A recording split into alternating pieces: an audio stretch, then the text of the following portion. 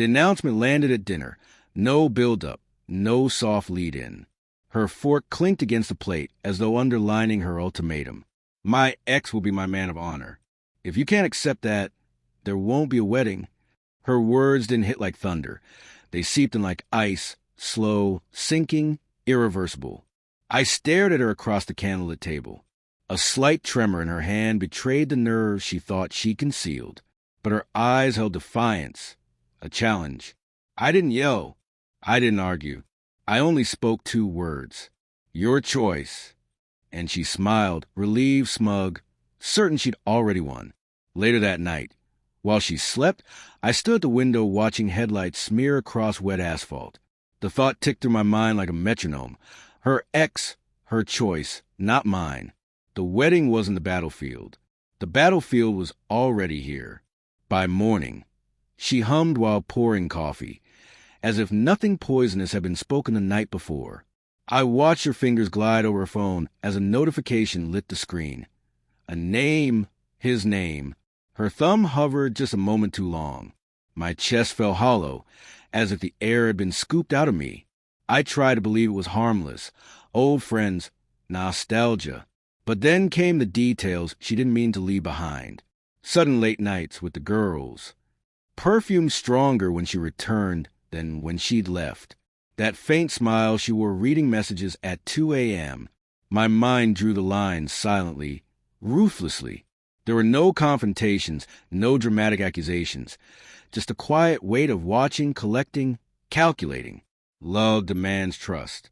But trust had just become evidence. I began quietly. A second phone hidden in a drawer.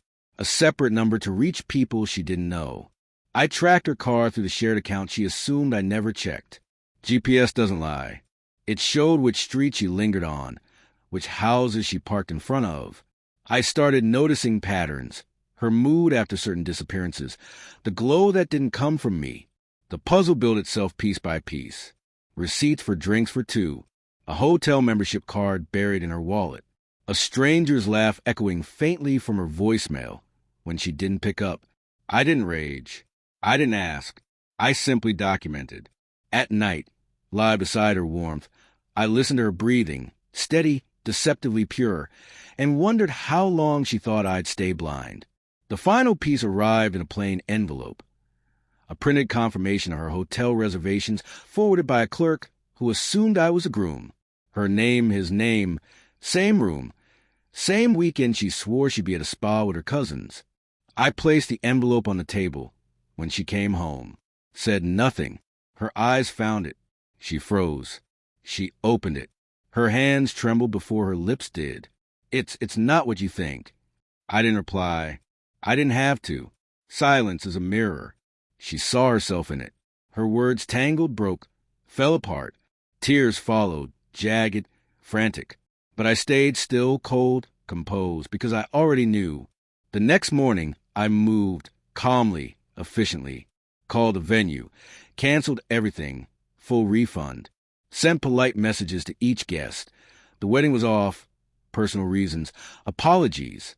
I tallied every expense, rings, deposits, catering, and sent her the invoice with a single line. Your half. Her shock wasn't theatrical. It was suffocating. She stormed into room, voice raised, demanding explanations, begging for reconsideration. I only repeated the words I'd given her at dinner. Your choice. When her ex showed up to console her, I let him discover the rest. The cancellation notices, the bills, the reality that her fantasy would now need funding from him. The look on his face shifted from betrayal to horror as he realized he wasn't the man she wanted, only the man she'd used. And I walked out, silent, detached, not toward victory, but toward release. The apartment echoed behind me, empty now, except for her tears, his silence, and the ghosts of what would never be rebuilt. I took no souvenirs, no photos, no keepsakes. That chapter didn't deserve memorials. What I carried with me was clarity, not anger, not heartbreak, just the quiet truth that betrayal reveals itself if you wait long enough. Love had blinded me once. Betrayal sharpened my sight. And as I locked the door for the last time, I whispered to the empty hallway, your choice was never me. Then I left forever.